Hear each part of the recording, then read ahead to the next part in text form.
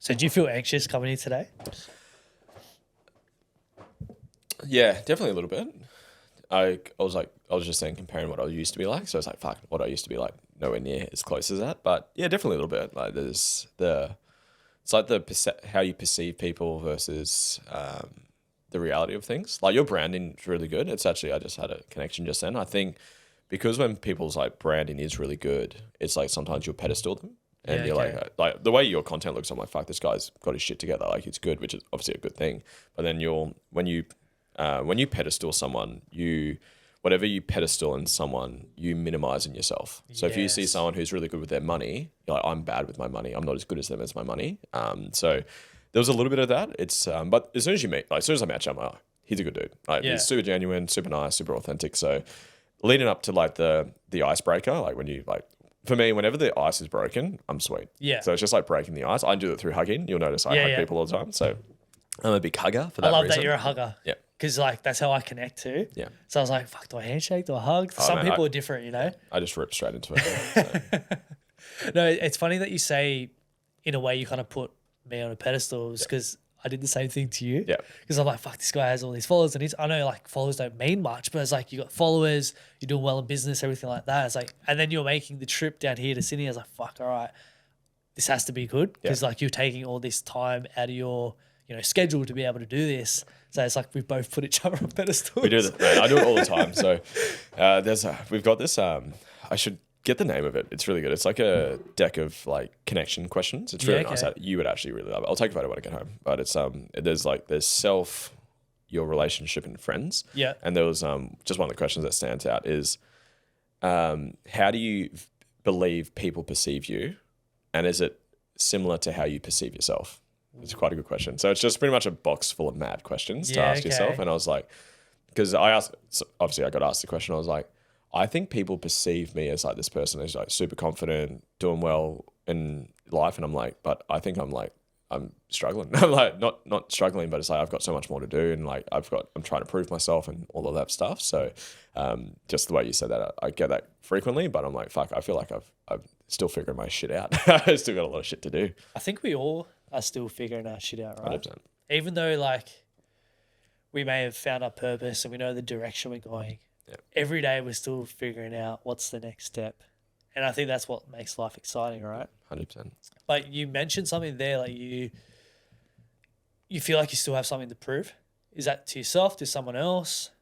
I feel like for me, I've done a lot of work on this, and how do I teach it?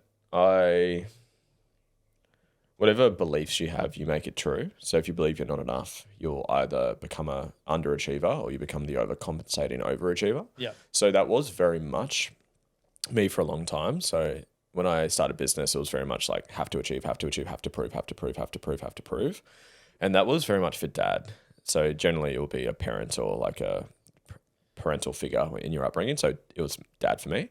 So yeah, I did say it just before. I haven't used that word in a long time for myself, but I said it, so it's got to be in there somewhere. But yeah, it was me for a hectic amount of time. So I only just worked a lot through that probably 3 or 4 years ago. So I opened gyms, built 3 gyms by 22, and it was always like more, status, prove. So it was me for a long time, and I just recognized once I did more of the deeper inner work stuff that it's like this is not who I am. I'm trying to be someone for someone else versus being who I am for myself. And that was a big like paradigm reality shifting sort of phase for me, and still obviously working through shit that I'm working through. But yeah, once I got clear on purpose, values, mission, vision, authentically, not based on who I think I have to be, should be, got to be, and all that stuff, then yeah, a lot of that has dissipated. But I did say it, so I haven't thought of it in a while. What am I proving?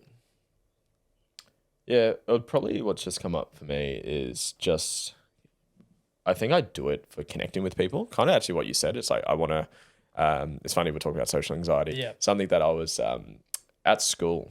I haven't thought about this in ages. It's good that we connected before we chatted because all these other thoughts I haven't thought about in a long time. So at school, I struggled with social anxiety a lot of my life, and it still shows up to this day.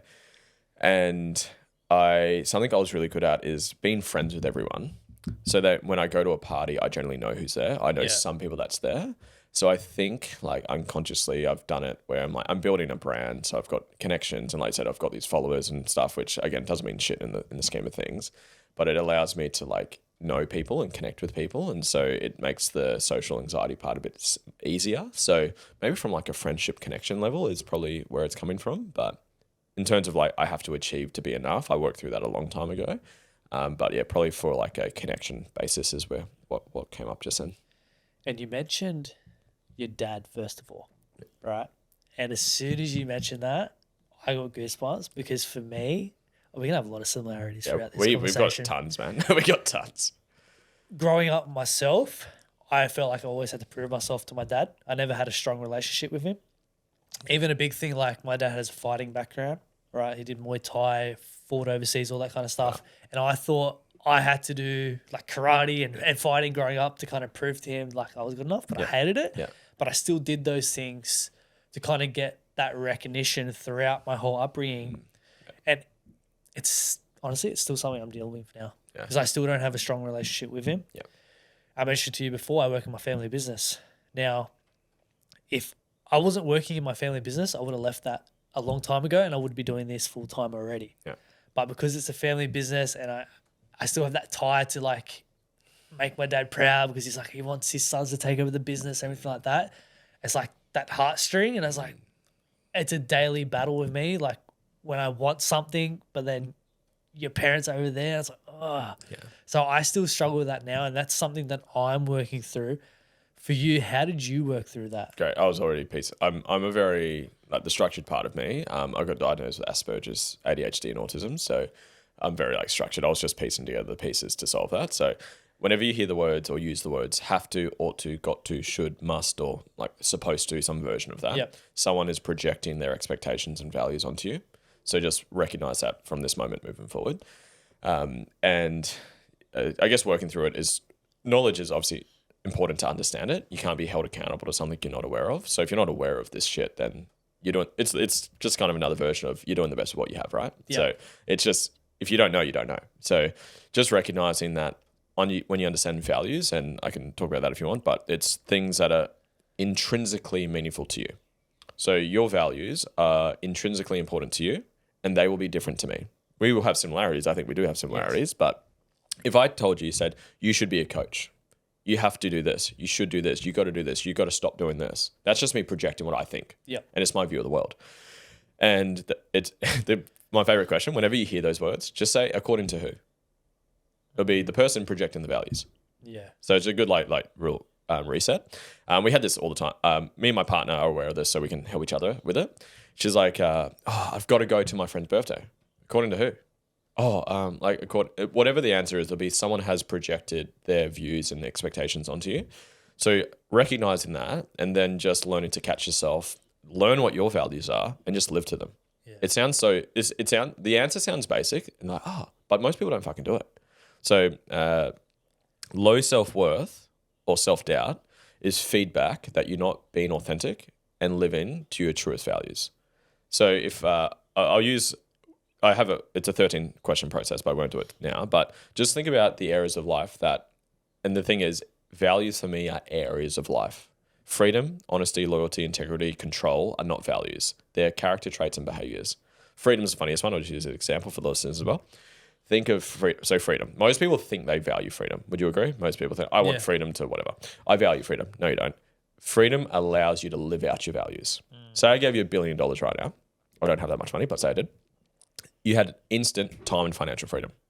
Would you sit on your couch and do nothing and watch Netflix for the rest of your life? No. You wouldn't. And I thought you just wanted freedom though. No. What would you end up doing? Whatever your answers are, they'll be your values. I'll keep doing my podcast because you might value teaching, or you might value branding, or you might value making money, whatever it means to you. Yeah. You will do your values. If you value travel, you go travel the world. I was going to say, one of my biggest values is like, I want to travel with the podcast and connect with people. So probably connections, and your values come from voids. So what was painful to you in your upbringing will become important to you later. That's my biggest value Perfect. now. Perfect. So I know from even chatting before the podcast, you would have had pain through connections or around connecting, whether it's with your family or with friends or with girlfriends, whatever. So I think to wrap this back to your original question, once you learn this and actually learn what are your values and recognize that is who I authentically am, every time I don't honor those, I devalue myself. And then you beat yourself up, you experience negative self-talk, self-doubt, just negative thoughts as feedback to get you to actually live to your values. This does tie into depression as well. So I obviously have to trigger warn people when I go down this rabbit hole. But if you do that for long enough and you live underneath other people's needs, wants, expectations, and needs, it does transmute into depression. I've helped every client I've ever helped with depression. I've got them through it. I've got them out of it. My brother, perfect example. I love my brother. I spoke to him this morning actually. He's attempted suicide a couple of times. Depression, anxiety, been on all the medications, all the above. And I've taught him this stuff and took him 5 years to listen to me, but he finally listened to me. And I called him, this was 6 months ago, I think. And just called him, I think it was a Thursday. And I just called him out of nowhere, just say, hey, what's going on? How's your week been? All that stuff. He's like, oh, honestly, I was really depressed at the start of the week. I said, oh, thanks for being honest. I appreciate that. How'd you handle it? He's like, oh, well, I actually listened to you. And I remember you told me that when you're experiencing depression, you're not prioritizing your values. I said, well done. He said, well, I went back because he'd done his values. I'd done them with him. I went there and I recognized that I wasn't doing any of them. So I actually went and prioritized them and I feel really good now. I'm like, fucking awesome. Like, it sounds simple, but most people don't do it. And they think they have to be, they got to be, they should be, they must be because of their parents, society, religion, social media, where it's like, you don't have to do jack shit. I didn't have to be here right now. I wanted to be here. You don't have to be here right now. You want to be here. And I'm grateful for that. Beautiful. Beautiful. That's why I got the shirt on. So it's like, once you just understand what are your values, and every time you don't honor your values and you live to someone else's values, you are devaluing yourself. Yeah. So every time you don't do what you want to do and you do what your dad wants you to do based on his values, you are beating yourself up. You are devaluing yourself. And in the long term, that's the worst thing you can do, which will actually come back to him. Because what does your dad ultimately want you to be? Deep down, does he want you to be happy? I'd like to think so. Yes yeah. or no? What do you think? Yes. Fantastic. And what's better for that long term? Is that for you to keep putting yourself down to live to his values, or is it for you to be the best version of you? To be the best version of me. And then lean into that. And will there be like tough conversations and some Yeah. emotions and shit that come up? Of course, but long term, being the best version of you. And this happens with like, it's not my area of my niche necessarily, but I have like parents that are like, they're in a relationship, but they don't want to be with the person, but they've got kids. Yeah. It's like, but I don't want to break up with this because I want to keep the family together for the kids. I'm like, so you devaluing yourself and being miserable for the rest of your life, or as long as you guys are still together, is that what's best for your kids? You set an example of they should not do what's best for them. Is that what's best for their kids? Now, I'm not saying there needs to be some flexibility with like money and parental structures and all that shit, but mate, my belief anyways is 80 to 90% of the time, prioritize yourself. There's always the fill up your cup so you can pour from a full cup, put on your oxygen mask before you can put on others. All the cliche quotes. I love it. I love quotes, but I also like making them practical. Yeah. And that's my version of it. Know what your values are, which are areas of life, takes 25 minutes to figure it out. I've got 13 questions you go through. Figure out what are your values, schedule them into your calendar. Those become boundaries. If you hear about setting boundaries for yourself, that's what that looks like.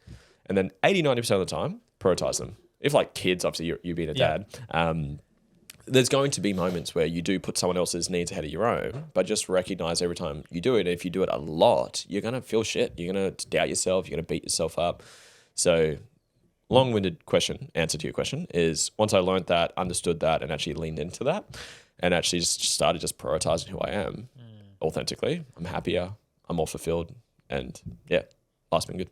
Yeah, because what came up for me during that is I was just doing a little analysis on my life, and days like today, right, where I'm not working, I feel on top of the world because I'm living within my values. 100%. Right? And then, for example, when I go back to work tomorrow, in a way, the way I describe it is like today I feel like a man, and then I feel like a boy when I go back to work tomorrow because I feel like so small and not living within my values. The thing with me is I've had these conversations before, and I know about this, but I just haven't taken that hard, I guess, action on it. Because for me, it's like, oh, I need to get to this level before I can leave the job. So right now I'm like, I need to get to 10 grand a month before I can leave my job, which is understandable. I've got a family to provide for, everything like that. But then inside right now, I'm thinking, okay, cool. If I get to 10K, am I actually going to make that call? That's the thing. Or am I just going to set another goal? I'm like, oh, it needs to be 20K. Yeah. Push the can. Yeah. That's a big thing that I've struggled with. Yeah. And I feel like a lot of men out there do struggle with too. 100%. Do we just stop being a bitch and make the call or what? There's two sides to it. There's the practical, like, hey, look, I got bills to pay. Yeah. I got a landlord. You can't pay that with love, trust, and pixie dust. Like, Yeah. you got to do what you need to do. But what came up as you were talking is every motion has a motive. So whatever you're doing or not doing, you're doing that for a reason. Yeah. So there'll be something that you're protecting yourself from, or something that's serving you by you staying with dad. It's probably the tough conversation, not letting him down, being a disappointment to him. It's the tough conversation. Yeah. And then financially it's like the safety as well. Yeah. Especially now being a dad, and it's like, fuck. Yeah. What if things went wrong and I wasn't able to provide for my family? Yeah. Like there's those questions that you ask yourself. But at the same time, it's like you only live once. Yeah. And it's like the big thing that's stuck with me lately is at the end of your life, what story do you want to tell? Yeah. The one of someone who lived in safety, Yeah. or someone who went out there and took risks and fucking it backfired, but you built yourself back up and you overcame it, and then you built something massive, like what story do you want to share at the end of your life? And that's something that's stuck with me, and which is why now I am being very progressive with taking days off work and really moving and shifting into the media side of things, because this is what I want to do full time. And I feel my best self when I'm doing this stuff. I can see it, man. I can feel it. I get goosebumps when I just got him again. Yeah. So I can feel it, man. And I have a big vision. I've been telling this for months, like within the 6 to 12 months, I'm going to have a warehouse space with multiple sets, and the business is going to be growing.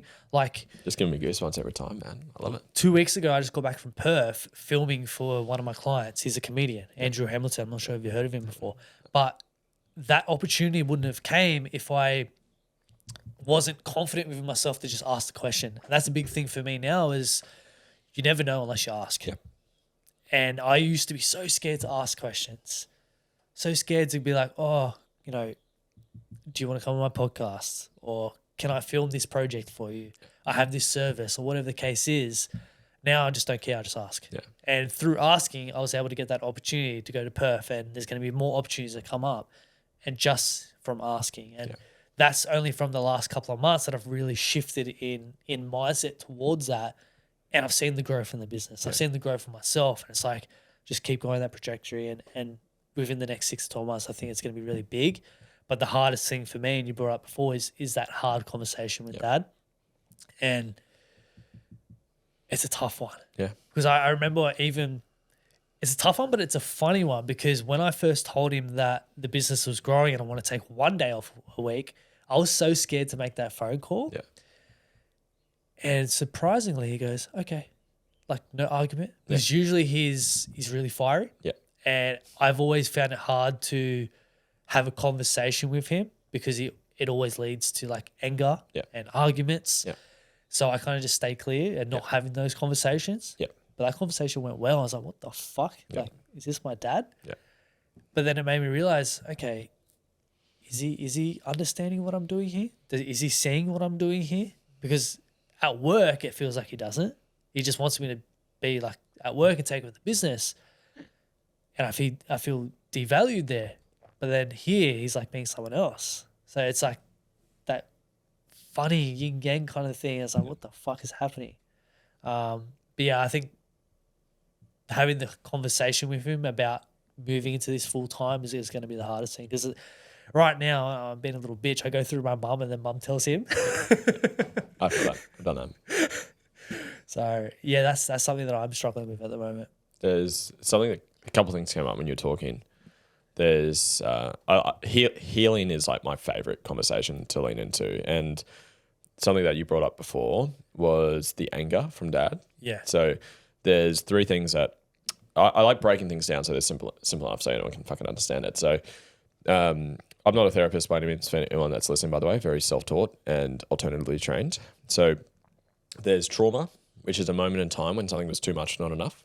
So too much anger, too much lying, too much betrayal, too much criticism, too much abandonment, too much rejection, whatever. Or not enough being safe, being held, being seen, being validated, being loved. And then you've got coping strategies. So you've got trauma, and then you've got coping strategies. Now, coping strategies help you get through or hide the trauma. Yeah. So coping strategies can be dissociation, can be avoiding and shutting off, can be anger, can be anxiety, can be depression, can be people pleasing, can be overworking, can be overtraining, can be hating men or women. It can be many, there's infinite amount of what they are. Eating food, smoking cigarettes, etc. And then you have triggers. And triggers activate the coping strategy. So say, I'd say you got rejected, and then your coping strategy was you avoid or shut down. And then when you get rejected, you avoid and shut down. Yeah. So, but then it gets really slippery is your past hurt creates future fear. That's a quote from Peter Crone. So whatever hurt you've been through, whatever trauma you've been through, you're going to try avoid it because you don't want to get hurt again. Yeah. So if you've been hurt from anger from dad, you're going to try avoid making him angry. Yeah. Well, even with myself, I had a really bad relationship with anger. Yeah. I wouldn't want to show it. Yeah. I would just internalize it. And that's like the next level of like things is whatever you are trying to avoid or is bad. So this, I'll try pieces together. So for me, trauma is a moment in time when something is too much and not enough, but it's a specific word. So there's a fun fact, 50% of your memories are made up. Yeah. Because what the ego does is it generalizes and distorts things. I hear this all the time. It's really funny. People say, that person's just an asshole. It's like, okay, why? They're just an asshole. Okay, what specifically have they done or not done for you to say that? They lied, they criticized. There'll be a thing they did, right? But where was I taking that? So whatever past hurt creates future fear, and you try to avoid that thing that was too much or not enough. But what you end up doing is you might have heard this through Tony Robbins or through other self-development, the reticular activating system. Yeah. So the RAS, what's important to you, you're going to find it. So you buy a new car, you see the car everywhere. You buy the new shoes, you see the shoes everywhere. But it works in reverse. If I tell you, don't look for a yellow bus, what do you think about? The yellow bus. Beautiful. So if you're trying to avoid something, you're actually unconsciously trying to not look for it. But look, what are you looking for? Yeah. Beautiful. So say let's use anger as an example. Could you use that? So anger was painful for you. Yeah. So whatever your coping strategy is, for me, I think we're quite similar. Shut off, avoid, anxious. Yeah, it was avoid it. Fantastic. So then you're going to be triggered when someone gets angry, and you'll go into that. Yeah. But what you also try to do is try to avoid it, but you're looking for it. So you attract it.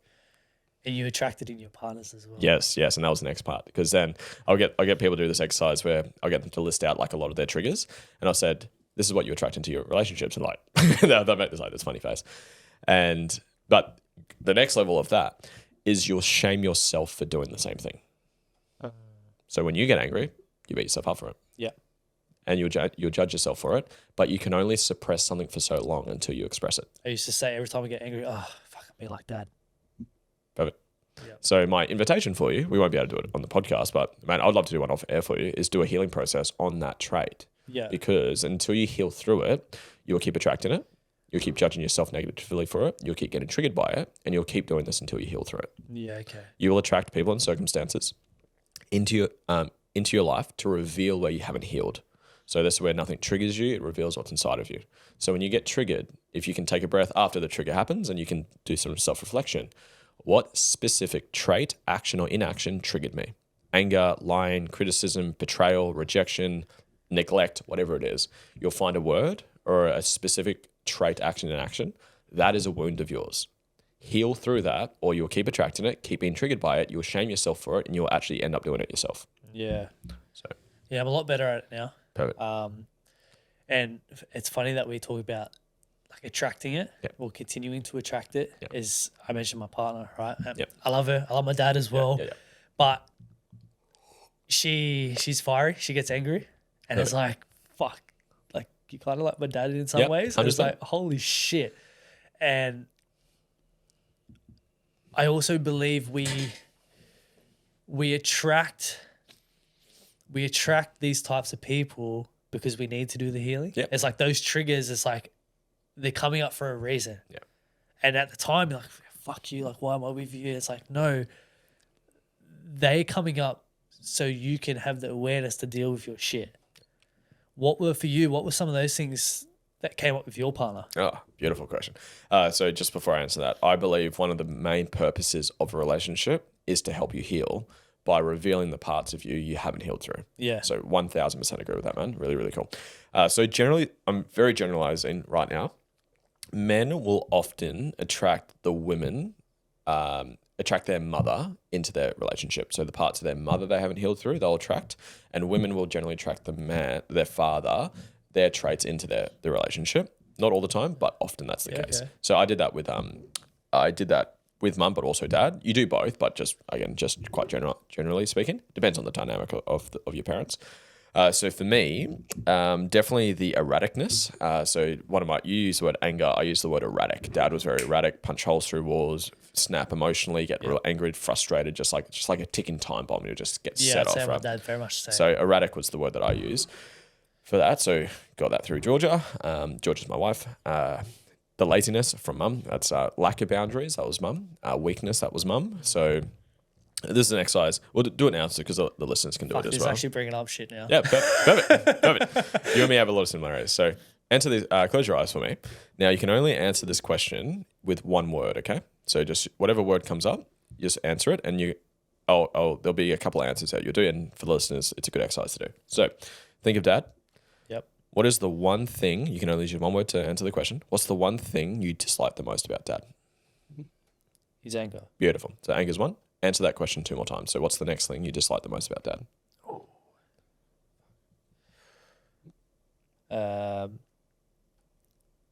Let's say lack of connection. Cool. Disconnection. Yep. Beautiful. What's the one thing you dislike the most about dad? You can also say, what's the one thing you wish you could change about dad?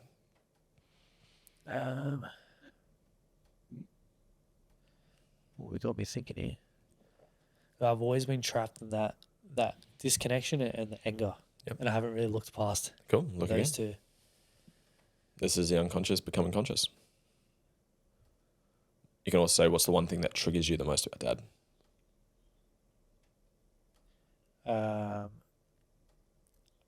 I feel like I've never really been seen. Cool. Unseen. Yeah. Beautiful. So I'll just read that back so we can remember it. So anger, disconnection, unseen. Yep. Beautiful. Let's go to mum. So do the same thing for mum. What's the one thing you dislike the most about mum? Oh, fuck.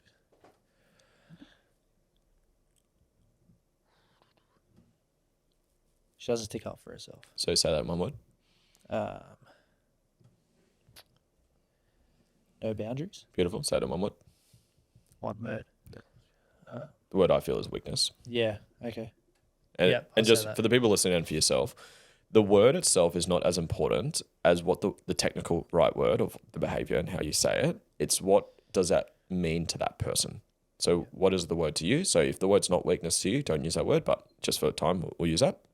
Let's go again. So weakness is one. Weakness. Victim. Victim, beautiful. Next one. Overprotective. Beautiful. So just open your eyes now, by the way. You can then do that. Actually, we'll do the final level for you because you'll love it. Use your current partner, answer the same questions. And you'll find there'll be some similarities with all these questions. What's the one thing you dislike? Sorry for your partner who's watching this, if she does. What's the one thing you dislike the most about your partner? Or the one thing you wish you could change about your partner? Anger. Beautiful. Go again.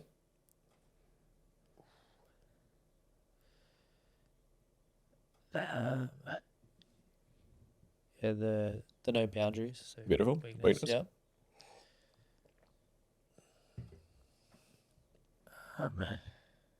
What's coming up is lazy. Lazy. Perfect. Yeah. Use that. Beautiful. So you just gave 9 answers. There were 2 that often your partner will be parts of mum and dad. Yeah. So like you just said, so she had the anger and she had the So overprotective. yeah, I could have said lazy for my mum as Yeah, well. That perfect. would have been another one. Perfect. So that's a perfect example. So those traits are things that trigger you, that you attract because your RES is trying to not look for it, but it's actually looking for it, which will set off your coping strategies, and you'll shame yourself for it when you do it yourself. Yeah. So go heal through those. So this feels uncomfortable because you feel like you're putting shit on these people.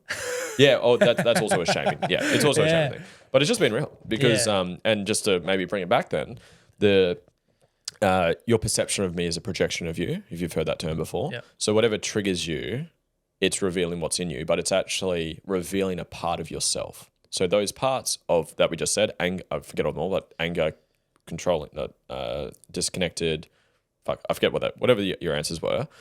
those are parts of yourself you haven't learned to integrate and love yet. Yeah. Okay. So that's why you judge yourself for it. Yeah. You might have heard self-growth or self-development is learning to love and own all parts of yourself. Yeah. So you have not owned the anger in you and love that part of yourself. No, I haven't fully yet. You judge yourself for it. Yeah. So yes, the person who triggers you and reflects it back to you is a person in the 3D world we live in, but ultimately it's just a mirror to you. So when you judge someone, you're actually judging a part of you in them. If I got really angry right now in like a real aggressive, threatening way, it would trigger you. Yeah. But so that's just reflecting, yes, I'm the human meat suit who's reflecting it back to you, but it's just a part of you that you're seeing in me that, like, oh my God. And then it triggers and then you lean into it. So just to maybe to take away a bit of that, it's not the person. They're just the reflection. They're just the mirror for you. So it's actually you. So whenever I do a healing process, it's called my balancing process that I take people through. Yes, we're using a person to reflect it because you need. We spoke about oneness and connectiveness before we started, right? Yeah. Off your mushroom trip. So so I believe in oneness. I believe we're all connected. I believe it's our senses like sight, touch, smell, and all taste. That gives us the delusion of separated, of duality. Yeah. So you need duality to reflect back to you the parts you haven't healed to become more one, to become more whole. Yeah. So you need these humans or situations or circumstances to reveal where you haven't healed so you can heal through it. So then you become more whole. You become more connected. What comes up is you mentioned, that they're a reflection, they're a mirror. And say you do that inner work and you build a relationship with anger and all those emotions and feelings. Yep. But they still continue to express them and be angry and be that person still. Are they still the right person, or how do you work with that dynamic then? There's a couple pieces I go before that. So if you're speaking about intimate relationships specifically. Yeah, we'll go with intimate relationships. So for me, intimate relationships, my view on it anyways, is there's a couple steps. There's firstly, make sure you're coming from a healed space. Yeah. Now, you're never fully healed. So disclaimer there, you're never fully healed, but make sure you're doing it out of inspiration, not desperation. Not like I'm insecure, I need someone to fucking fill my holes for me. You don't want that. So, because you're literally, it's like that quote, my partner completes me. That says you're incomplete. Yeah. I fucking hate that. That's stupid. It's like, and that also creates codependency. I'm not complete unless I'm with you. Therefore, I don't want to lose you. So if you treat me like shit, I'll put up with it. So I don't like that statement, full stop. So make sure you're coming from like, I love who I am. I recognize I've got shit to work on, as we all do. And I'm going to attract someone from that space. Second part, which is going to answer most of your question. Are both of our visions for our relationship aligned with the non-negotiables? Because there's chemistry and compatibility, if you've heard of that. Chemistry is like the sex, the attraction. Sexual energy that you have at the beginning. You feel, right? And you'll know you don't need 7-step formula to figure that out. You'll just feel it. Yeah. But most people get caught up with that, the sunshine and rainbows, and then get miss out on the compatibility. Are you actually aligned with where you want to go? If you, like, say, for example, say we're both single and we wanted to potentially date each other. I wanted kids and family, and I wanted to make heaps of money, and I wanted to be super wealthy and successful, and you never wanted kids. You hated money. You never wanted to make money. You just wanted to travel the world and do nothing with family and money. Yeah. We have terrible compatibility. But if the electricity is great, we get caught up on that. Because emotions come and go. The electricity will come and go, moment to moment, day to day. So when that goes away and you've got no compatibility, you're like, fuck, who the fuck is this person? So my answer is make sure the compatibility is there. You actually know your vision. With your non-negotiables, if you live in a fantasy, you attract nightmares. Yep. So if you think someone has to be always happy, never sad, always positive, never negative, that's not the case. Show me a single human being who doesn't have downsides. Show me a single human being who never gets triggered. So some people live in a delusion where they just want like all upsides, no downsides. It doesn't exist. So just make sure your alignment and your vision is fair and reasonable. So what are your non-negotiables? For me, anyways, as an example, children, I want children. Self-growth, that's a huge one. I personally wouldn't date anyone who doesn't do self-development. And because, I talked about that for a while. Health, I wouldn't be with someone who doesn't just look after their health fundamentally. I don't have to date a bodybuilder by any means, but someone who looks after their health. And honestly, sex is quite an important thing for me. Like, there are some people who, I think the term's like asexual. They never want to have sex and connect. Like, I personally, no judgment there. I couldn't be with someone like that. I have a lot of sexual energy, so that was important for my relationship. So growth, health, family, sexual connection, intimacy. I think those are like my main ones. But then there's like nice to haves. Like I don't need my partner like Alex Hormozy, Layla Hormozy. I don't need a partner who's like super business orientated. I don't need that. I didn't want that. I'm cool being like I've got my setup at home. Again, not this nice, but it's like I have my office, I have my mission, I have my purpose. My partner supports me with it. But I don't need her to be in the office with me fucking working. I don't need that. I don't need like a person in there. My partner's an opera singer and she's a hardcore Taylor Swift fan. And I don't give a shit. I don't care. I'm not that musical. I barely listen to music. So it's not like I had to have her aligned with my music beliefs. But for some people, they would. Music and dancing is a big thing for them, and that's okay. It's, again, what are your non-negotiables? And just make sure they're aligned with that. Because you don't want to turn someone into someone that they're not. So I would start with those. If they're aligned, then when you work through your stuff, there's a part to the question, once you've healed it, so once you do a process on a trait of a trigger, that particular trait or trigger will trigger you less or it won't trigger you at all. Yeah. So they're still going to display it. It just won't get you. Yeah, okay. And then, are they still the right person for you? I would come back to that other part. Are they compatible with you? Are you guys, have they had a spiritual awakening and now they don't want the things that you want and you guys are now not compatible with each other? Then yeah, maybe you guys aren't the right fit for each other anymore. But your partner, once you heal and do a process, if you want to do one with me, I'll do it with you. You heal through, say, the trait of anger.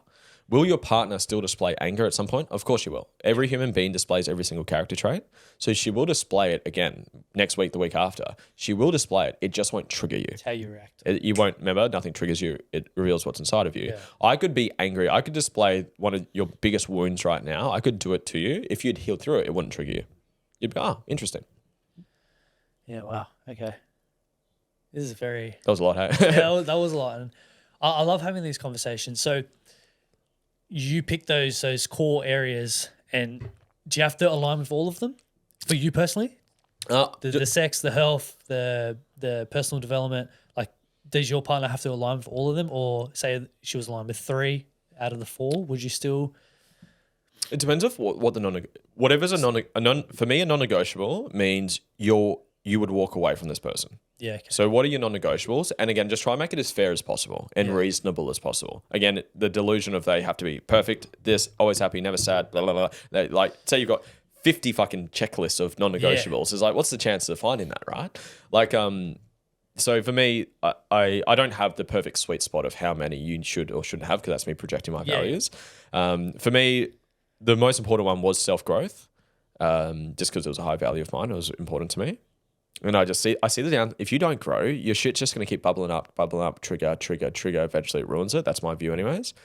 So self-growth was a non-negotiable. Health was a non-negotiable. Kids, like I said, because I want kids. Intimacy, that's more so like the chemistry part too. Yeah. So you could take that out of the compatibility. It's not fucking every day. Yeah, it's not like it's you feel it, you know it. Yeah. It's like connecting. It's and like what you said, it's not necessarily sex, it's intimacy, connection. That's something that I value. So yeah, I think 3, 4. I think there's 3 or 4. I think they're the main ones that come up. But like for me, I feel like I like the term attunement or not attunement, discernment. If I didn't understand the word when someone told me, but my definition of discerning is tuning in to your authentic truth. So if you were to tune in, say you had a checklist of 50 non-negotiables and this person has to tick all these boxes. If I tuned in to myself and said, is that fair and reasonable? I'd be like, fuck no, that's over the top. But okay, are those 4? Is that fair and reasonable that someone could align with that and match that for me? Yeah, that seems pretty fair and reasonable.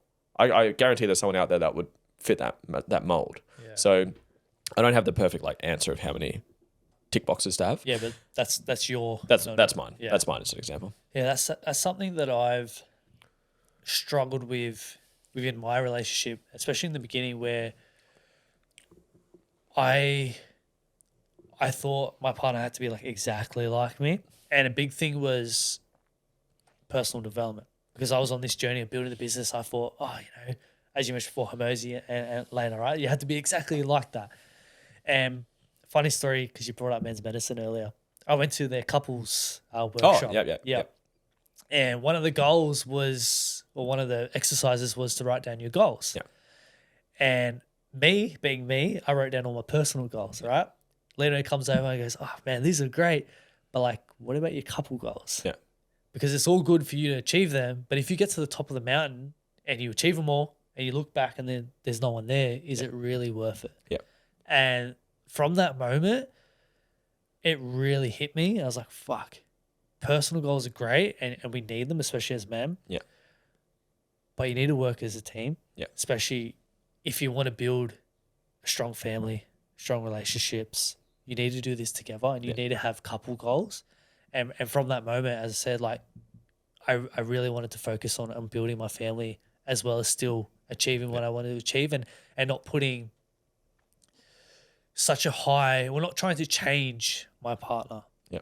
Because in a way, I feel like it's good that we are kind of very different because I am so much in this world. So when I go back there, she kind of brings me back down to earth. It shuts you off. Yeah, it's like the yin yang, like you need that. But I definitely agree, like you do need those non-negotiables. Because, for example, if health was one of your non-negotiables and then someone's really unhealthy, doesn't care about their health, like how's that going to work? Yeah, and you're trying to turn someone into someone that they're not. And that's frustrating as fuck. Why don't you just spend that time and energy to find someone who's already that person? Yeah. And again, keep in mind, everyone's got downsides. Everyone has downsides. If you're trying to find a perfect partner in the view that perfect means there's no downsides to them, you're going to be single forever. You're never going to find a human being without downsides. I have downsides. I never leave the house. If you wanted to be a traveler and like travel every country in the world, don't date me. Like I would be like, no, I'd rather work. I'd rather do my coaching. It's like, so everyone has downsides. I'm a workaholic. I love my work. So if you wanted to, and I remember having these chats early on with Georgia, and I said, look, self-growth is important to me. And this is another sort of tangent to that. She was not into self-growth when I met her. And when early on, I actually posted a quote this morning on Instagram. And it was like, it's different, but kind of lines with it. It's like dating when you're 21 is like, oh, what do you do for fun? And then it's like dating now is like, so are you aware of your unhealed trauma and what are you doing to work through it so you don't project it onto me? So not that topic, but kind of aligned with it. Like I was asking her, like, what's the vision for your relationship? Where do you want to be long term? What's not necessarily what are your non-negotiables? I didn't use those words back then. But I just said, hey, look, just super transparent with you. Like, I'm really heavy into self-development. Like, I was 21 at the time, and I was doing Tony Robbins, Kerwin Ray. I was doing masterminds. I was doing a lot of self-growth. And she had never done it before. And I just said, hey, look, just being super transparent with you. Like, a vision I have for my relationship is me and my partner, we grow together. We work on our stuff. Not necessarily in the same rooms. I'd like to be in the same room from time to time. But we constantly work on our stuff. I jokingly said, you don't have to become Tony Robbins by any means, but actively work on your own stuff because if you don't, it's going to come up in the relationship and long-term ruin the relationship. Are you open and willing to do self-growth? And she said yes straight away. And she said, oh, what does it look like? I don't know. I've never done it before. We watched Tony Robbins' documentary, I'm Not Your Guru, if you've watched that. Yep. And she like loved it. She's like, holy shit, I've never been exposed to this. You're doing the best of what you have. Like, you can't be held accountable to something you're not aware of. And then since then, this is like 5 years ago, she got a Tony Robbins coach. She's done UPW, which is a Tony Robbins event. She's had sexual embodiment coaches. She did her NLP program training last month. She signed up for a sound bowl healing. Me and her 2 weeks ago did our breathwork facilitation training. She's done Martini. Like, she's done a ton. Yeah, okay. She's done heaps. And she does books. And she obviously has her niche of self-growth. I'm not saying I'm a Martini fan. I'm a huge I love Martini. He's probably my biggest mentor. But he's a strange character. If anyone who knows who John is, he's a quirky character. Yeah. If you're autistic, you'll probably love him. So he's a quirky character. He's not the cup of tea for everyone. So she doesn't really vibe with him, and that's okay. Like, I didn't say you had to do this specific self-growth. Yeah. She does her version of it. She's more of like sensual embodiment, sexual stuff. That's her type of growth because that's her wounds and that's the things that are important to her. And that's perfect. Yeah. So, but yeah, we had those chats before we even started officially dating each other. Yeah. The dating scene's very interesting these days. Because I know a couple of mates that are single. It's like, everyone's like, it's so hard to find someone because, you know, people either have big long lists of things or people don't care and the compatibility thing and they're just going for sex kind of thing and dating apps and all that shit. And I read one of your posts where relationships won't last if, one, you struggle to be vulnerable, your partner triggers you, you struggle to let your inner child out. I think that's a big one. Sex life isn't deep and relationship is highly emotional. What's the main one there that you feel relationships struggle with? I'd say with underneath all of that, I'd say it ties into the inner child part, but just having a safe space, because I mentioned earlier on that my view that one of the main purposes of a relationship is to help you heal, because whatever triggers you reveals what's in you. And a trigger is essentially someone shining light on the parts of you haven't worked through yet. Yeah. And that will happen the most inside of a relationship. And the reason why is they just see you more than anyone else. Like, we've met each other this morning for what, an hour now, 2 hours? Yep. We've known each other like on a personal, like in-person level. I'm not going to see you when you're having financial stress, when your dad said something that's triggered some childhood shit, when you've got a kid. Like, fuck, I can't imagine the shit that comes up with that, right? When the kids shit themselves and you haven't slept properly and like all of the things, right? Like, I don't see that. Who gets to see that?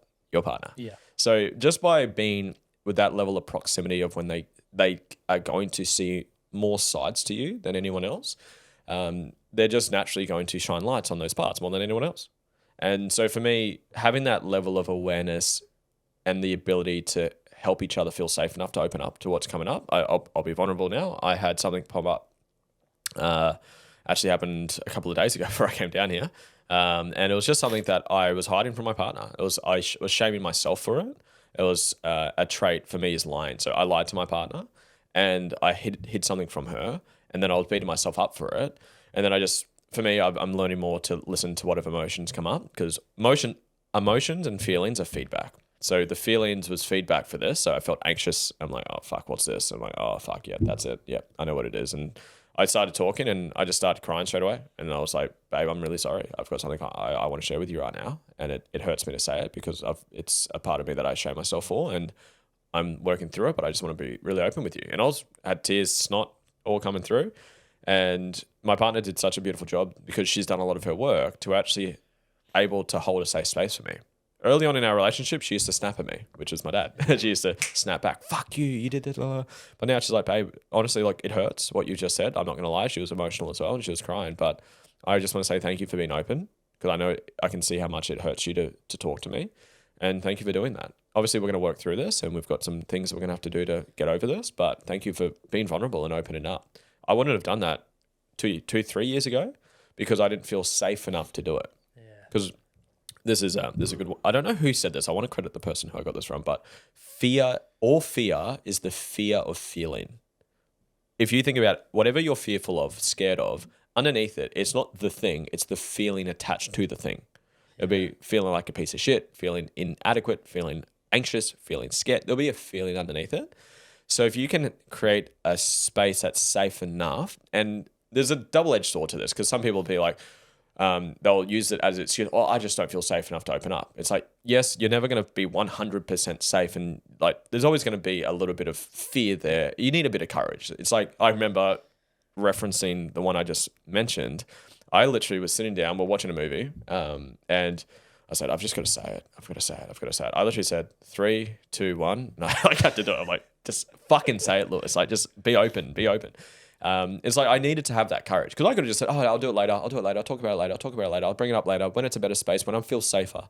It's just like, fuck it, just do it. Just grow the courage and fucking do it. So yeah, there's a double-edged sword where, yeah, be better at holding space and make your partner feel safe. But at the same time, you got to take some courage yourself. Yeah. Your partner's not going to be always the most zen, safe space on the planet. So it's a bit of a double-edged sword as well. Yeah, that's something that I've struggled with is the vulnerability piece. And it's weird how I can come on a podcast like this and be super vulnerable and open. Yeah. And then I struggle with my partner to do that because I think it's stemming back from the relationship with my dad. Yep. And seeing parts 100%. of that in her where then it makes me not feel safe enough. Yeah, because you don't want to experience that same anger, erraticness, disconnection, whatever. You're trying to protect yourself from experiencing that. Exactly. Again. And that's something that I've really struggled with. And there's been moments like you just said where you just go 1, 2, 3 and just fucking open up. Fuck it, just do it. This is what's today? Today is Wednesday. So this happened on Saturday. So this is only like 4 days ago. So it's a little bit fresh still. But I just remember I'm like, fuck this. 3, 2, 1, do it. I'm just like, so I appreciate it, man. And I want to go into one of the points around sex life isn't deep. Yep. And not coming from a point of, because I feel like women, when they see men talk about sex, it's like, they just want sex, right? but it's about that deep connection. I feel like a lot of women don't understand the connection men get through that touch, Yep. that sex, Yep. you know, that connection being with your partner. Yep. How have you worked through that dynamic with your partner, and what piece of advice would you give to any guys out there that are in a relationship and, Yep. and they feel like their sex life isn't where I guess they want it to be, Yep. or they don't feel that connection there? Yeah. Yeah. Beautiful, man. Beautiful question. So the things that came up was one of the, like, we're mammals. We've evolved to live in packs. Yep. And if you get rejected or kicked out of the herd or the pack, like, you're probably going to die. So one of the most primal fears that human beings have, genetically, evolutionarily speaking, is rejection. So if you think about, well, what's I think it's the most, but one of the most prime examples of offering yourself up to be accepted or rejected, it's sex. You're literally saying, here's every cell of my body, flesh and all, warts and all. Are you going to accept me and take me in and love me and make love with me, or are you going to reject me? So it's one of the ultimate acts of offering yourself. You're literally offering yourself to be accepted or rejected. So for me, from that angle, it's very much like, this person accepts me. This person loves me for me. So there's that level of connection and depth through there.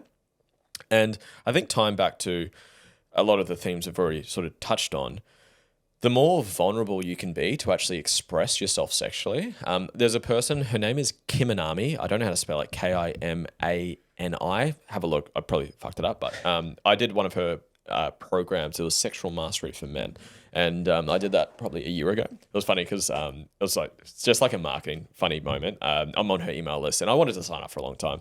I literally had a disagreement with my partner and she threw out the word "our sex life" into it. Within 5 minutes, I got an email from her about a sexual. I'm like, I'm signing up. I thought it was just like perfect timing for a marketing team. I thought that was funny. So anyway, I signed up for that, and she talks about this a lot. She says gourmet sex versus junk food sex. So junk food sex for me is the shallow, like, just put it in, penetrate, like Wayne Bang. Have a quickie. Done. Yeah, quickie, done. Versus gourmet sex is like the more liberating, opening up and surrendering, receiving and giving to each other. So, and that just has lots of depth. And she also says another thing I love. Your sex life is a barometer for your relationship and your life. She has heaps of angles. I won't be able to touch on all of them, but like, especially for a man, like, again, bit graphic for you, but the harder you are literally with your cock, the harder you are, and the way you're able to penetrate your woman is how you penetrate life. So if you are pursuing your purpose and living life on your edge and penetrating life, you'll be able to penetrate your woman more.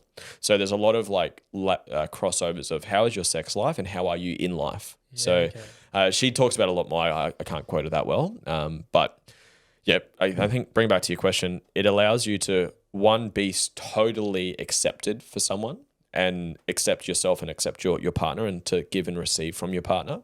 It allows you to lean into your edges. Like, your triggers reveal where you can heal through.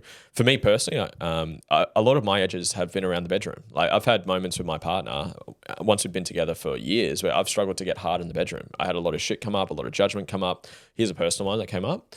We were connecting with each other. I'm learning and leaning more into the tantric world of things. I can't teach that very well because I'm quite new to it, but we'll practice more sensuality, where it's like connecting, touching, breathing together and all that stuff.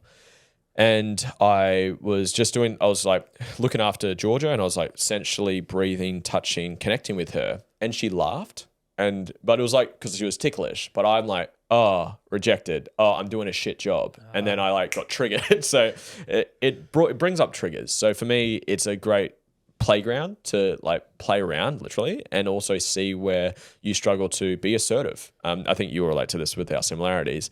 Something I'm still journeying and healing through is being that penetrative dark masculine, which is the anger trait, where it's just like, I'm going to fucking dominate you because it aligns up with the anger from dad, which I didn't like. So being able to step into that, like some people, it depends on people's view on this, but a lot of people shame certain traits, which kind of ties into other problems, but it's like the tyrannical, controlling, penetrative, dark masculine, a lot, especially women and unconscious people, they say that's a bad thing. It's not bad. It's just a part of a human. And if you think it's bad, you won't do it. Where a lot of women in the bedroom like to be penetrated and fucking controlled and taken, like, I've got you, I'm going to whatever. But if you're shaming yourself for that, that's a wound of yours, you're going to struggle to do it. And that's something I've struggled with, because similar wounds to dad, the anger, the aggression, the snappiness, which they cross over to the dark masculine. And obviously there's healthy and unhealthy expressions of all of these. So yeah, it's a playground to connect and genuinely love all parts of each other. It's a playground where your triggers will come up. I just shared a couple of mine that have come up for me. And obviously there's the pleasure of it. It's like, it feels fucking good. There's a book, what's it called? The Enlightened Sex Manual by David Dieta. He's also the author of The Way of the Superior Man, which most people are aware of or have heard of. And you can have like full body orgasms. I've only had a couple of them where they're starting to become more frequent, but non-ejaculatory orgasms where you don't physically come, but you have like a full body ecstatic orgasm. It feels fucking amazing. So learning to, it's a big rabbit hole. It's not, I wouldn't say it's my area of expertise, but I'm definitely curious about it. Yeah. I've only been sort of journeying that properly for the last couple of years, but yeah, our sex life gets better. It's a good barometer and measuring stick of your actual, how you live life and how your relationship is. Obviously it's great to connect, because obviously we crave as human beings that level of connection. And it's a big rabbit hole, but go find Kim and Army. She's really awesome. She's where I started my journey with that stuff. Yeah, I'll have to look into that, because I love sex. I'm not gonna say as a man, like fuck, I love that connection. I love sex, and for me, I've struggled with tapping into that dark masculinity, because my missus loves it, right? Yeah. But I'm like, oh, I want to be the lovey, like tap into like that feminine side. Your nightmares create your fantasies. Yeah. So there's nightmare around dad and the anger and the dark masculine stuff. Nightmare. So I want to be this. I want to be this enlightened, soft, sensual, and all that stuff. And I'm the same. That's why I said we'll probably have similarities with this. So it's actually learning to integrate that part of yourself as well, and loving that part of yourself, and then that will show up in the bedroom. Definitely something I need to work on. Yeah, that's cool. But a lot of men are like that too. 100%, man. And to branch off to that, we speak about sex and the issues within relationships with sex, and the world that we live in now, where there's a lot of temptations out there to, you have a fight with your missus, or sex life isn't good. Oh, I'm just going to go over there, you know? It's the dance of the devil. Yeah. Trying not to lean into that temptation. And I had a scenario recently where I had a fight with the devil. Yeah. I was in Perth Yeah. at a nightclub after we were celebrating the end of the tour there. This girl was wanting me, and then that feeling of, fuck, someone desires me. Yeah. I could easily do this, the pleasure. Yeah. I was like, no, I can't do this. So like the short term, I guess, pleasure isn't going to be worth the long term, damage that would do to not only myself, but to my relationship. Yeah. A lot of men have those conversations with the devil, but sometimes they give into it. Yeah.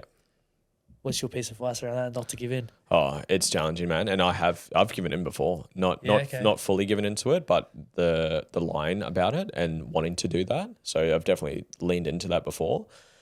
It's an opportunity to heal through it. I know a lot of my answers come back to that, but there's two angles that sort of came up for me. Learn how to heal and work through that from yourself. If you're wanting to do that, where's that coming from? Like, because if you're like, just because you use the word desire, if you're like, fuck, I'm feeling desired over here, are you not feeling desired over here? So is your partner not showing you the desire and giving you the desire that you want? And there's a lot of truth to that in my relationship too. And that's something we have actively been working on. So definitely there's DeMartini teaches this really well. So all traits, energy doesn't, this is not DeMartini, but he references this. Energy is never destroyed, it just changes form. So whatever you're not getting, you will get it somewhere else. Yeah. So if you're not getting it from your relationship and you are desiring it, or you happen to be receiving this attention and admiration and sexual energy over here, is it because it's not coming over here? Now, whose responsibility is that? I'd say both. It's like, okay, what are you not doing to attract that and to bring that in? Have you got leaky energy? That's Kim and Armin teaches that. So leaky sexual energy. So make sure you're plugging those holes, doing what you need to do, whether it's training harder, being healthier, being more disciplined, following your purpose, living out your true self. The other angle I was thinking as you were talking is speaking into your desires with your partner. A lot of people have a lot of shame and a lot of even the word sex is like taboo for some people. Like, don't fucking talk about it. I love talking about it. So like, what desires do you have for your partner? Like, what do you want to do? Do you want to use toys? Do you want to try anal?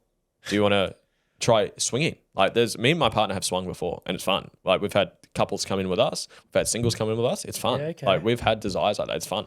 We were meant to go to an like a full swinger orgy on the weekend, but we decided not to. So like as in you're with each other in the same room or you're switching We've up? done both. We've done Okay. both. So we've had a couple come in the room with us. We've had singles come in the room with us, and we've actually had solo ones as well. So we actually go and explore with someone and come back. So we've done all the above. And if you want to heal through some triggers, that is like the ultimate exposure to that. Because am I good enough? Are they better than me? Does she still love me? We have those chats? So it requires a lot of check-ins through that. But speaking to your desires, like what are your desires? Do you want to? There's a book. It's called The Ethical Slut. It's a great book. I don't know the author of it, but just talks about different structures of relationships. So like swingers, monogamy, polygamy, and all in between. So two parts to your question. One is check in. Okay, why is this showing up for you? Is this because you're lacking this in your relationship? So address that. What do you need to work on personally and together to work on that? And then secondly, it's like, okay, well, are there unmet desires? Because some people shame themselves for wanting to have a threesome. Why? Why is that something to be ashamed of? Is that something that you actually want to explore and go try out and do it in a safe space in a relationship? Now, your partner might not want to do that. Now, swinging it back. So I mentioned one of my non-negotiables was the sex in my relationship with George at the start. I did mention before we started dating, I said that, and I'm 21 at this time. I only just started going down this pathway and looking into it. I'd read that book, The Ethical Slut, back then. And I mentioned to her, I said, babe, I don't know what this looks like because I'm fresh as fuck. I don't know what this looks like. I want to journey it though. But I do see myself long-term leaning into this lifestyle with my wife long-term. I still want to have kids with this person because some people, by the way, throw the baby out with the bathwater. They think if you're open relationship, it's like you're got 10 different wives. Yeah. There's a spectrum. So there's monogamous where it's one person, one partner. That's what you sleep with for the rest of your life. Then there's on the other end of the spectrum, full open relationships where you've got 10 different wives. You've got you've got different relationships going. We are definitely not down that end. We're kind of like closer to this one where we have our main partnership, which is me and my partner. And then we have experiences with others, whether together or solo. So what I mentioned to her when we first started dating, I said, I don't know what this is going to look like. I don't want to go to that extreme. I don't want to have multiple partners. I want one partner who we get to live life with, explore, have family together, and really get to know each other on a super, super deep level. But I also want to enjoy the desires of experiencing other people. And I don't know what that looks like, whether it's once a week, once a month, once a year, I don't know. As of now, we do it every sort of 4 months. We will actually either together solo, we'll have an experience together. And that might change. We've actually, as of now, we have a rule that if we're not in a good space, we don't do anything. Yeah. So that thing came up on the weekend. We're not doing anything until further notice. So it's very much the relationship's the priority, our core relationship, our sex life, our connection, our mental, emotional, spiritual connection. And then when that's at a good space, then we get to invite and explore that world of things. So there's an ethical way and an unethical way to do things like this. I've had very challenging questions or conversations with people who don't agree with what I'm talking about, which is totally cool. So that's my views on it anyways. Make sure your relationship is actually solid and you actually prioritize that. Because some people, I've heard this, I think this is the stupidest fucking thing on the planet. It's like people, if your relationship's shit and people say, oh, we're going to try have a baby to fix the relationship. Bro, like, why? That is the stupidest answer I've ever heard. But also same thing. Oh, our relationship's shit. Let's open up our relationship. That will fix it. No, it fucking won't. You're just going to have all these triggers come up, all these wounds come up. It's going to add to the shit. So make sure you're in a really good space. Make sure both partners want to. If you're like, fuck, I really want to open up, I want to explore, and I want to have that opportunity to do that, and your partner's like, fuck no, monogamous. I'm not sleeping with anyone ever. I want one person for the rest of my life. Like for Lyman. So lean into it. I'm curious, how did you personally deal with another man being with your wife? Yeah, it brings up stuff like the week leading into it. So I think a couple is a good starter. So we had ladies join first, and then we had a couple join, and I knew the guy, and we're good friends. So I'm good friends to this day. So that made it. The couple was a softer approach to bring another man into it because obviously men are very territorial. This is my woman, and this is my mine. Type of thing, which is very objectifying to women, by the way. But that was a nice, softer way to get into it. I think it would have been a lot harder if we went straight to she's going to go sleep with a man, completely separate to me before having a couple join in. So I think the couple was a really nice sort of entry into it. She's only had it with one. She's had one solo experience. I've 2 times with the same man. So she's 2 separate times with the same guy. I've had 2 separate times with different women. That's our 2 solo ones. And I think we've had like 8 or 9 together where they've come in with us and joined together. The first one, man, tons of triggers. Am I enough? Does she still want to be with me? Is he better at sex than me? He's got a bigger cock than me. Like all the thoughts, man. All the thoughts. So that's where, again, you guys have to communicate like a lot. You have to connect well. Like we make sure like our sex life is really, really solid leading up to that. Because if it's like, say your sex life has been shit, and then you go and do it over there, it's like, it's just energetically going to take away from each other. So yeah, we had to make sure that we're in a really, really, really good space leading up to it.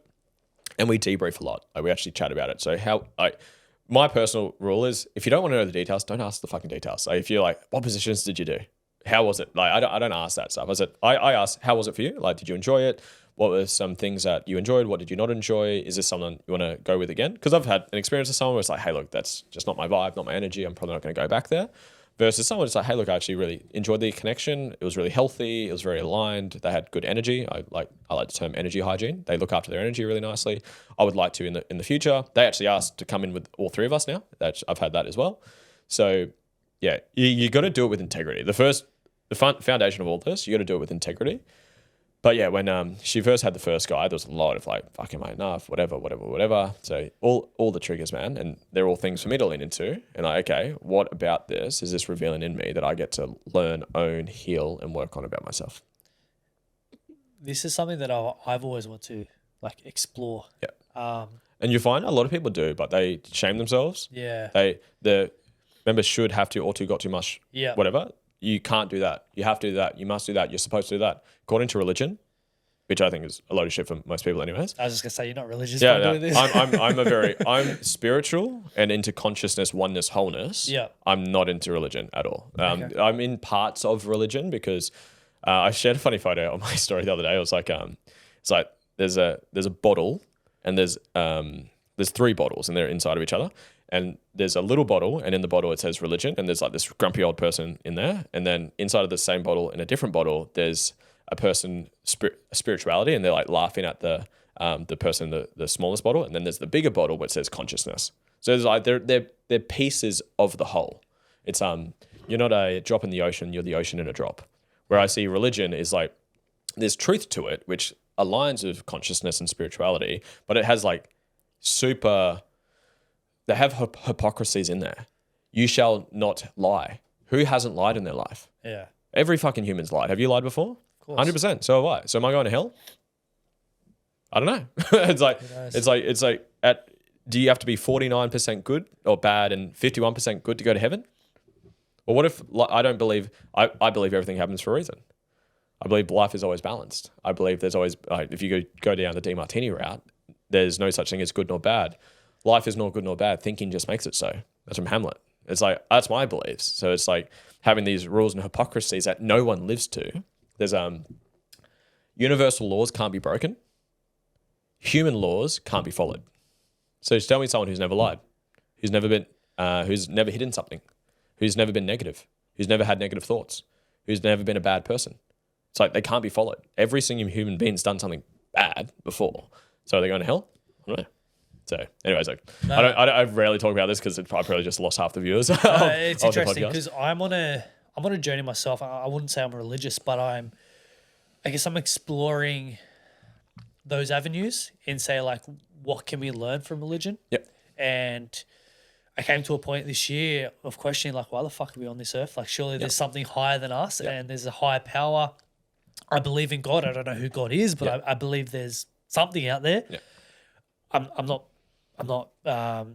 Christian, I'm not Muslim, like I'm not religious, but I have these conversations with religious people because I feel like there's something that we can learn from religion, and there's something from the books that we can learn about life. And I'm on that very interesting journey now of just exploring those avenues, and then eventually going to come up with my own kind of, I guess, thing about life, trying to understand it. Yeah. But at the end of the day, will you ever fully understand? Probably not. Probably not. Your trip that you mentioned about the oneness and the connectiveness, that was like a big big moment for me. But for anyone that's done psychedelics before, like or done like a DMT breath work or just experienced like an out of body experience, it's like you can't explain it. Like you just feel that connectiveness. And that's where with religion, I think there's some really beautiful messages in there and there's some beautiful parts that align with it. But then they have like these real conflicting things that you have to be this, you got to be this, you should be this, you can't do this. It's like, according to who? According to the person who created the religion. Yeah. And that's what I don't agree with. It's like you're telling people how they have to, should, ought to, got to, must be. According to who? According to whoever fucking wrote the Bible, which apparently, I don't know, it was like 15 people that wrote it or something like that. Yeah. So it's like, so it's man-made. It's man-made. So. And I heard I only heard this like literally last week, and I never talk about religion, so it's funny, but we've gone down this pathway. It was what was it? Along the lines of, I'll probably paraphrase this, but like if we lost all, as of right now, say every piece of science literature disappeared, within say 150 years, the exact same things would be created. Like the same, because the science is like, you will eventually come up with the same answers. Yep. If all religious material and literature disappeared, in 150 years, it would be completely different. Because the people that wrote it would come up with different interpretations of the things. Yeah. So science is like backable, traceable, repeatable. Religion is subjective. Yeah. Someone's projections. Yeah, it's like, because I've been to church a couple of times and it's all about how they perceive it. They could read a passage from the Bible, but then they say it totally, it's all about interpretation. Yeah. And that's the one thing I don't really, I dislike around religion is like, it's meant to be about, higher power and God, yet it's man that's kind of pushing the message. Yeah. So it gets mumbled up there. I like the book Change Your Thoughts, Change Your Life by Dr. Wayne Dyer. And he talks about the Taoism and the Tao Te Ching, and they talk about like source or the Tao. So the Tao is, for me, it's source. It's another way of saying source or consciousness. It's like what you see in an animal, in a human, in the grass, in the sky. It's like what you see and feel, that's source. That's the Tao, essentially. And the more you try to explain the Tao, the less you're talking about the Tao. So that was a really good reshift for me of like how I view it. Very similar. Even though he uses the word God. He uses the word God a lot. I just don't, when I hear God, I picture source. I picture connectedness. I picture the quantum field. I picture consciousness. So, I mean, everyone has a different perspective or relationship with God. Yeah. But at the same time, I feel like everyone should have a relationship with God. Yeah. And I've spoken about this a fair few times, especially in the world that we live in now and the poor mental health rates and suicide and everything like that. Yeah. Especially as men, we feel like the world's on our shoulders and it's just us that has to do it. Yeah. Yeah. If we believe in a higher power, God, whoever that is for you, something that you can draw strength from to get through those tough times, 100%. I feel like we're going to be a lot better instead of a lot of men these days, as I said, they think they have to do it by themselves. Yeah. So they get crushed and they go into deep depressions and suicide because they feel like there's no way out and they can't draw strength from everything. So that's why I feel like we need to have some sort of connection to something higher than us. Yeah. And if it serves them, keep going. Yeah. I just don't like I said, there's some parts that I think are fucking awesome. And like love, connectedness, treat others as you would treat yourself. And I grew up in I think it's Catholic or Christian. I obviously get confused which one is which, by the way. But I went to church and all that stuff. So I know like the basics of it. Yeah. Like I went to a Catholic school where like you had to like pray and all that stuff. So I know bits of it. The part I just don't like about it is the projections of you have to, ought to, got to, should, must be to be accepted and be enough. Yeah. Even though every human law cannot be followed 100%. Show me a single person who's never lied. Show me a single human who's never been bad. Show me a single person who hasn't hurt someone before. Mm. But then they say, they say that, but then they say, like, you can be forgiven for doing those things. And who dictates the forgiveness? So does that give me the permission to go kill someone and say, oh, well, forgive me, please. Yeah. I'll go kill another person. Forgive me, please. So it's like, I like the good parts of it without the bad parts of it. But at the same time, if it serves people, if it's helping people feel connected, feel whole, get through tough times, all that shit, fucking use what you've got. I just believe, mate, go to a psychedelic trip. Go to ayahuasca. Go do some plant medicine. Go do some hardcore deep meditations. I like Joe Dispenza's view on it. He calls it the quantum field. I like his views on it. But yeah, big rabbit hole. Because obviously people are so strong with their beliefs, right? So probably get some triggered messages after this. No, it's good that we have these conversations because, as I said, I've had conversations with people in, they're Muslims, they're Christians, and then what would you class yourself? Atheist, spiritual? I'd say spiritual. Spiritual, yeah. Yeah, like I've heard different. I don't speak. This is the biggest conversation I've ever had on this topic. I think about it. Oh, it was funny. This is one thing. I never comment on it. I never see. I don't. My RAS doesn't find it very often, but I saw a post and it was about about spirituality and about God and spirituality, about God and blah blah blah. And it was someone that I do respect. And I said, oh, interesting. So I actually commented back my thoughts on it, and I never do it. And it was just about I can't remember the post. It was like, to be a good person to God, you have to do this, you have to do this, have to do this. And I said, hey, look, just my thoughts on this is I believe in source, consciousness, connectedness, and all that stuff. I believe everything happens for a reason. I believe that everything bad teaches you a lesson. I believe every good has a bad, every bad has a good. So, and I can't remember the comment, but it was a decent comment that I left in. And he responded to everyone's comments besides mine. I'm just like, I don't want to address my thoughts on it. So, I really talk about it, man. But if it's serving people, if it's helping you enjoy a better quality of life, go for it. Just be aware of the projections because if you put just to add to the stirring the pot, no human being, whatever religion you subscribe to and believe in, no one is quote a Christian. No one is a Muslim. No one is that. It's just like when a child's born, do they have a little label on them saying this child is Muslim? No.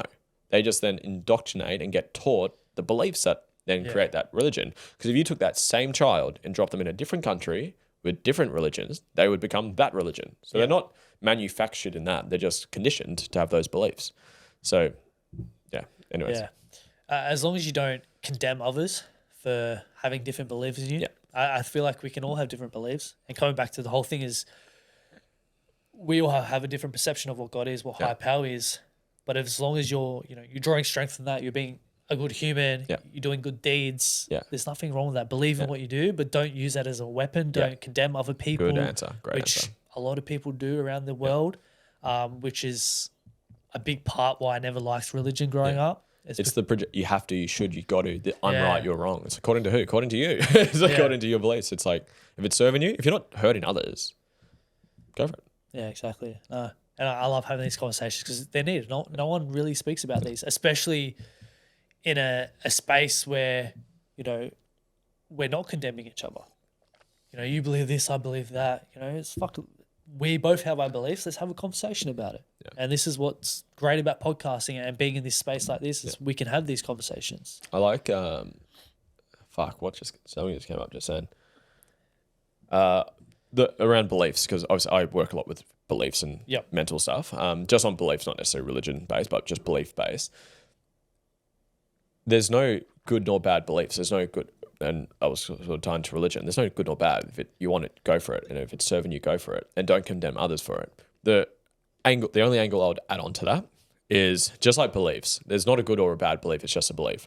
But every belief, every action, everything you do will result in something.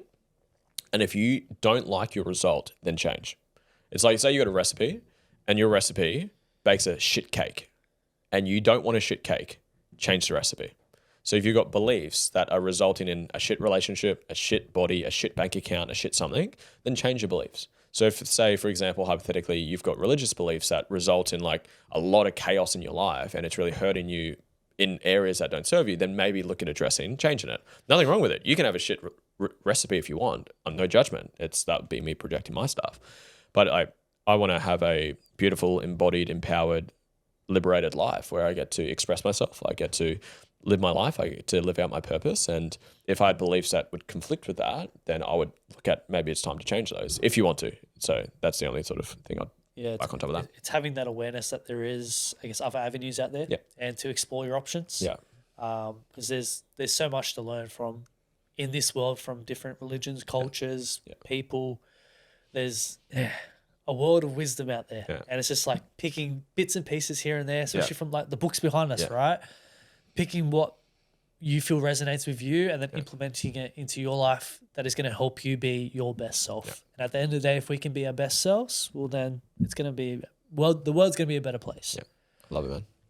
I want to go into, we're both 27, right? And from what I understand, we've both been working, hustling in our 20s. And I was listening to, I don't know if you've listened to it, the Hormozy and Chris Williamson episode. Mate. Episode 3, the third one? Yeah, the most recent one where they talk about you know, a lot of people now, let's live it up in our 20s. We only live once. They get to their 30s, they're very unskilled, right? They haven't built anything. Whereas us, we've been grinding in our 20s, we're building something. We may not have, you know, you live in your room, you haven't lived much. I've been building this podcast. Yeah, I've got a family, but I haven't traveled and done heaps of stuff that I would have liked to. But we're going to be very skilled, you know, 30-year-olds. Yeah, it's like unlived or unskilled. Yeah. So what was the question? What's your perception of that? Do you feel like as 20-year-olds we should be in the grind? Just to help you be aware of your words, like should. Projecting. Okay. So should it, like, what should someone do? Whatever the fuck you want to do. If you want to, if you want to tweak your sequence of questions, it's like people say, what should I do? What do you want? So if you want to have a life where you live it up, go for it. If you want to set yourself up financially, what's the decision? So I go back to values. It's why I do it first for all of my clients I work with. It's like, should you live it up and go YOLO and go experience life and travel while you can? Maybe, if you want to, if that's what you want. And say you do that and then you haven't laid the foundation to set yourself as financially as you could compared to doing the other option, is that good or bad? Not really. It's just your life. It's like, what do you want? There's people that have just lived life and traveled and enjoyed life because they value traveling and it's not what they wanted to do, and they're happy as fuck. And there's some people who hustled all the time and they're fucking miserable. I know. It's like, I believe in, what do you want? What are your values? And then what do you want to do? That's it. The question that I was going to ask actually was, do you believe we can have both? You can integrate it, balance. Like balances. People, I hear people that shit on like the word balance, but then I heard someone say, I don't believe in balance. However, this is my answer to do it. And I'm like, so that's your way of balancing it. So it's like, for me, it's, you can have anything you want in life. You can't have everything you want in life. So you do have to choose to some degree what mission you want to go after. So there is that where you've got to be real with like, okay, well, what do I want to achieve? And by wanting to achieve something of a certain size, it's going to then neglect other things I could do. So say you want to build the world's biggest business, then that's probably going to say no to a lot of things that other people could do. But you see like Elon Musk, he's still, from what I see, hustles, works really hard, but he still has fun and enjoys his life. So like, can you have both? You can to some degree. Just recognize every decision has consequences. Every action has results and consequences. So depends on what you want. Like if I wanted to be like, based on my actions, I'm not going to be the richest person on the planet. I don't want that anyways. So it's like, based on the actions, based on the goal that you want, hopefully based on who you authentically are, not the shoulds and have to or to got to projections. It's like, hopefully you've been authentic. Hopefully you're setting goals that are truly authentically yours. And then based on that, what do you need to do to get there? That's when you can use those words, need, should, got to, and all that stuff. So what do you need to do to get there? And at what time as well? It's like, do you want to do it in 5 years or do you want to do it in 50 years? No right, no wrong. So if you want to do it over longer period of time, can you have a bit more play and a bit more fun and a bit more, and it's subjective on fun. Fun is, for me, is values. If I said, what do you do for fun? You've mentioned travel, so I think traveling's up there for you. For me, fun, I love games, like video games. So I love video games. I'm a gamer. So I like that. I like learning. I love connecting with my wife. So it's like fun's subjective. So some people just sort of cliche go to traveling as fun.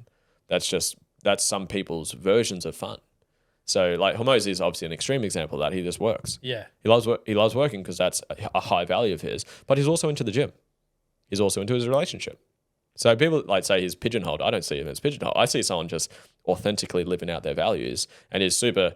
He uses the words about. He's like, we should remove the word should.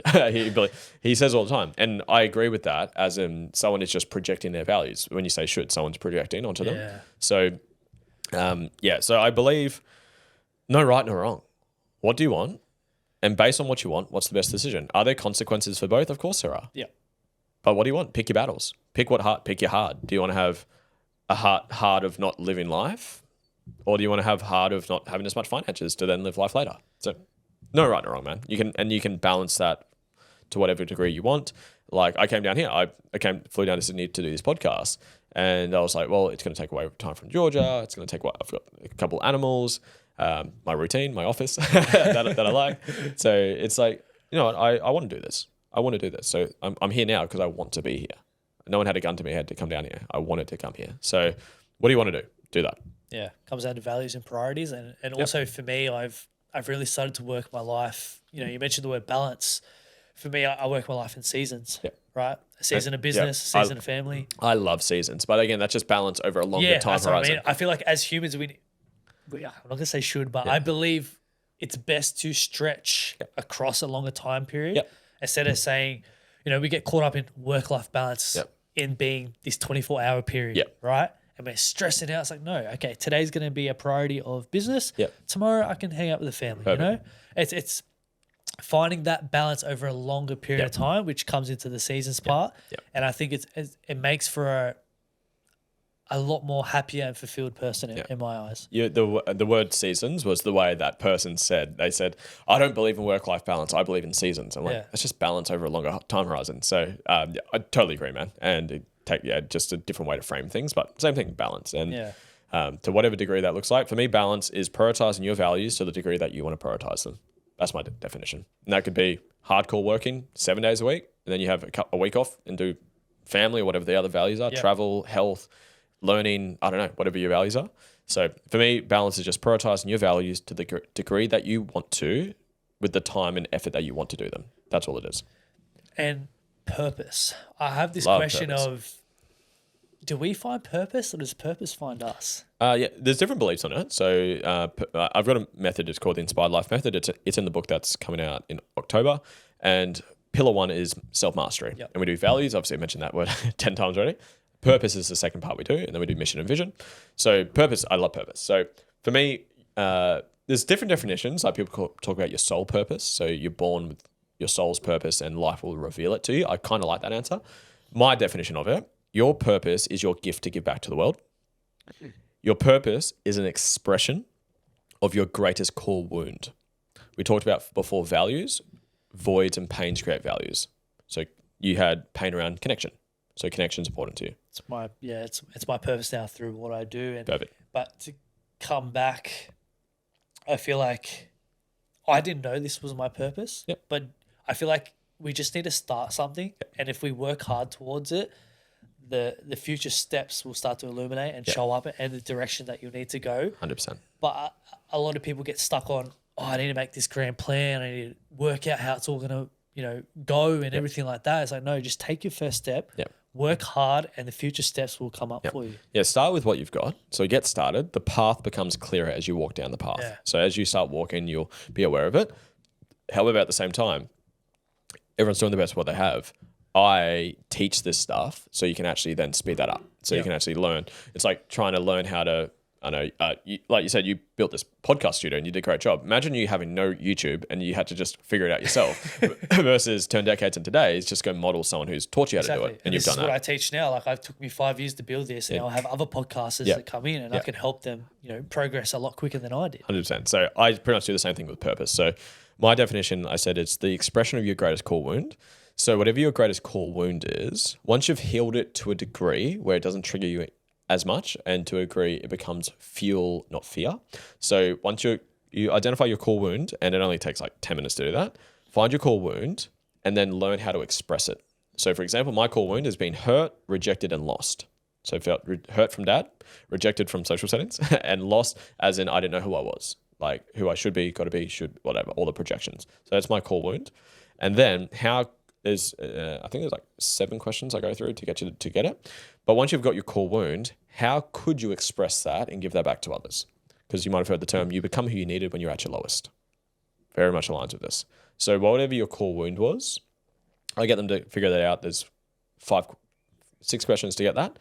Then I get to get the person to go to a moment where they experience their core wound. It will generally be between the ages of 3 to 10. So how old are you when you experienced your core wound? Be around, for me, it was 7. I was hurt mentally, emotionally, spiritually with dad and all the above. What did you need back then? I needed to be healed. I needed to be guided. I needed emotional regulation. I needed support. I needed safety. I needed blah, blah, blah, blah, blah. Then how could you express that and give that back to others? There's like probing questions I use throughout this. And then I do an expanded purpose statement, and then I do a refined purpose statement. So because it's funny, I've seen some of the people that teach purpose, and they have their purpose. It's like this big fucking paragraph. I said, close your eyes and tell me what it is. They can't say it. It's too long. Yeah. So I like to get into a sentence. So my purpose is to heal and expand consciousness. That comes from my hurt and my lack of consciousness. It's my greatest core wound. My greatest core wound was feeling hurt, lost, and rejected. That's the more specific core wound, but then I refined it into to heal and expand consciousness. So my hurt from my dad, physically, mentally, emotionally, with my family, with me, has gifted me with my want and inspiration and gift to heal. So your purpose is an expression of your greatest core wound. And once you find it, then this is in steps. Purpose, your gift to give back. Then we find a mission. What's your goal? What goal do you want to fulfill that purpose? For me, it's to coach 10 million people to live a life that they love. Then we do vision. What does your life look like once you create that? Once you hit the mission, what does life look like within your values? Family, health, experiences, and all that shit. Then we do values, which I actually do that first, but chunk down as values. And then we get into planning. What's your plan to get there? 5 to 10 year goal, which is the mission. Then we go 3 years, 2 years, 12 months, quarter, month, week, and day. What are you doing today to move towards that mission? And then we do the inner work, which is like healing, trauma, limiting beliefs and shit, which we've been talking about. You mentioned your dad throughout this whole podcast, and it's a core pain point for you throughout your life. And you mentioned the age of 7 was a big core moment for you. Can you take us back there, and what was that dynamic like growing up with your dad? And how did that impact you being the man that you are today? The theme for my childhood is anxiety. So I just felt really scared around dad. Okay. So I mentioned the word erratic. So he was just like scream, yell. He just like, it was like a firecracker. Like he would just lose his head. I share a story in the book about I wasn't 7 at this stage. I think I was about 10 for this one. But I was at home and I was in my room and my brother and my dad were like screaming at each other, like, fuck you, blah, blah, blah. And like all these like aggressive words. And then I heard my brother run down the hall and like my room's right next to his room. And then he goes into his room, slams his door. And I'm like super anxious and freaking out. But like, this is normal for our upbringing. Then my dad, he just says, you fucking little cunt, get out here. Don't you fucking hide from me. You can't fucking treat me like that in my own house, whatever. And then my dad punched down the door. I actually physically ripped it to pieces to get into my brother. And then my memory's gone from there. So I disassociated, I think. And I can't remember what happened, but I just remember like waking up a couple of hours later and my brother wasn't there. I'm like, what's happened to him? And I was freaking out. And yeah, so that's an example of that.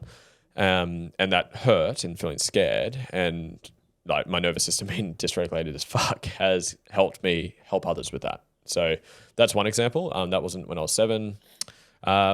It's an old one for me, but some people have related to it. I felt really scared at the dinner table. So because it's like mum, brother, sister, like generally we're scared from dad.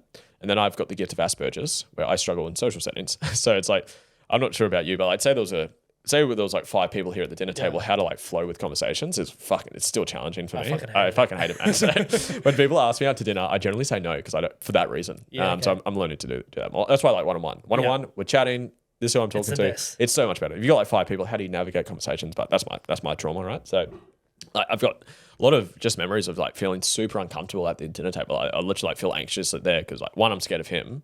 2, I don't know how to talk to anyone. 3, I'm eating food and like I had like things around food. Like dad would try to force us to eat vegetables and we didn't want to eat it. So then I had pain around eating the food I didn't want to eat. So dinner tables were quite traumatic for me.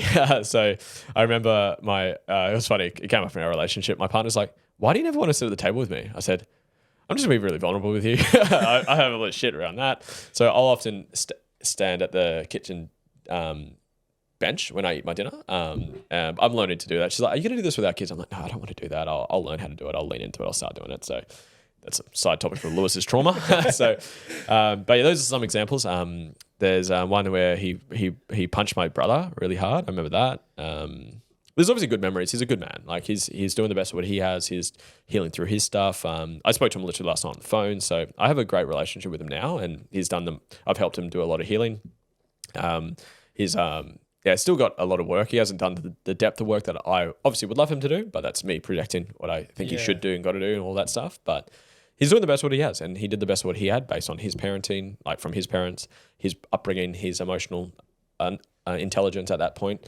So yeah, there's heaps of memories within that, but yeah, just the whole theme of just being scared around him, of him just like losing it, yelling. I remember I ran early today. It was funny because I was like literally thinking about it because I was like, hey, bro, I'm 15 minutes away. Hey, this, if I get early, I can come back later, whatever. But I remember it's like whenever he picked us up in the car. So I'm from Norfolk Island, that we mentioned about. And we had like this huge long driveway, like 200 meters long, like big ass driveway to get to the house.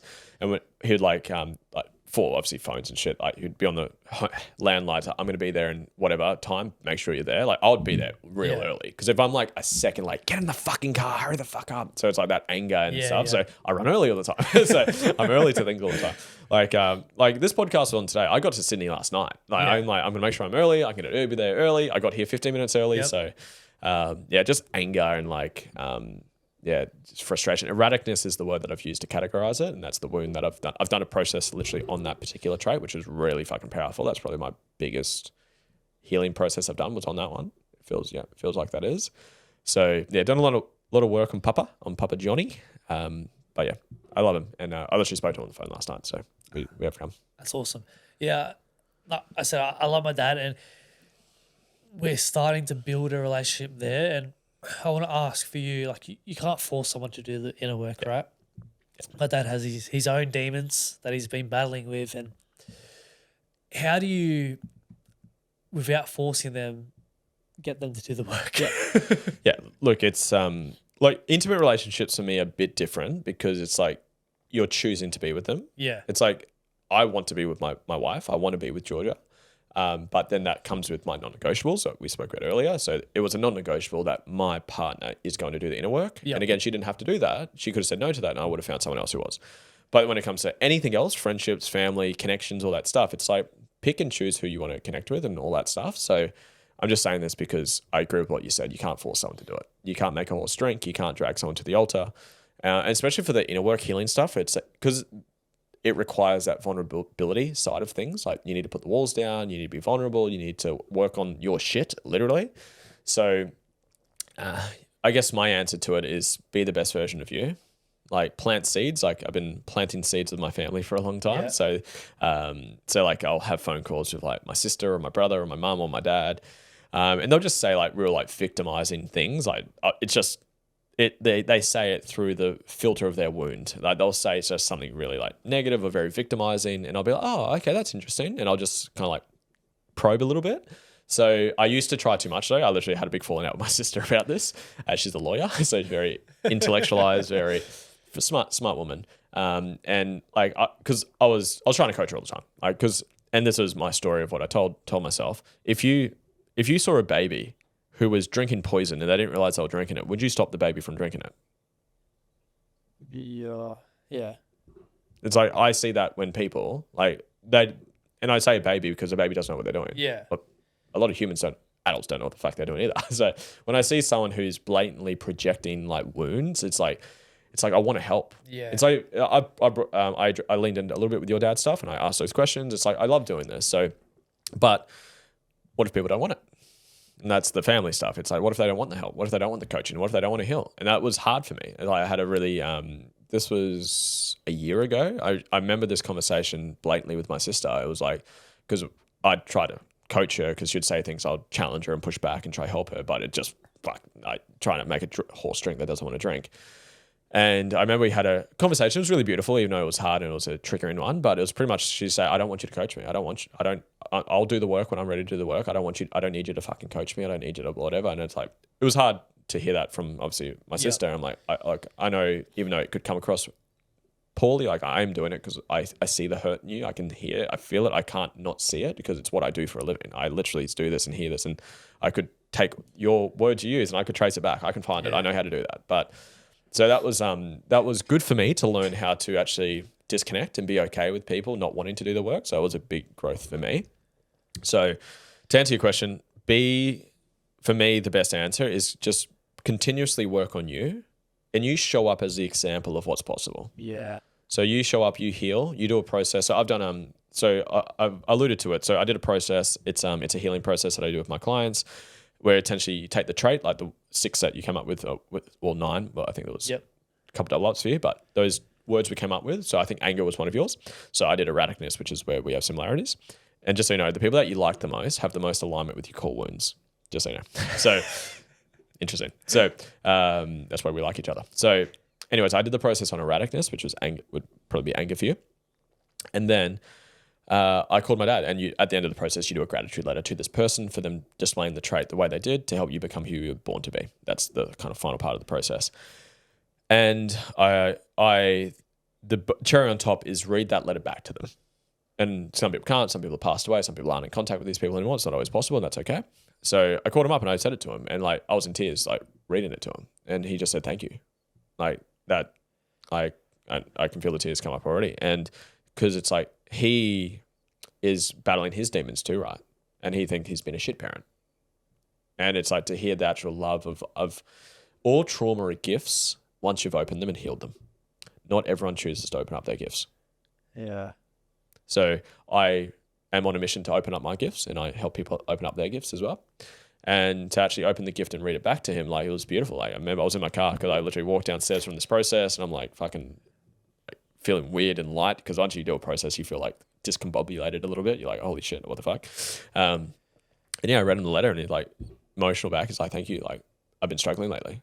I've been a bit suicidal, been a bit depressed, and to hear that, it was like so beautiful. And like I got some tears coming up now. And yeah, I don't know what your question was. I've lost the question. What was your question? I'm just in this trance. I lost the question. Healing with dad, I think. Yeah, around forcing, not forcing, yeah. Yeah, forcing people to heal. And since then, like, has he gone and jumped fully into his healing journey? No, not to the degree that I do, but I don't think many people do it to the degree that I do. But he's gone to some men's circles. He's done some therapy sessions, and it's like, was it because I did that? I don't know. Maybe that was a glimmer, a seed for him that I've opened up some of my gifts from him.